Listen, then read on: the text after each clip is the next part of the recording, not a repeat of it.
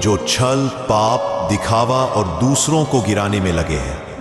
वो ऐशो आराम में जी रहे हैं, धन से भरे हुए हैं और सफलता के शिखर पर बैठे हैं। तो क्या महादेव को फर्क नहीं पड़ता? क्या उन्हें अच्छा बुरा दिखाई नहीं देता? सुन, महादेव सब देख रहे हैं, पर वो इंसानों की तरह तुरंत न्याय नहीं करते। वो पूर्ण न्याय करते हैं।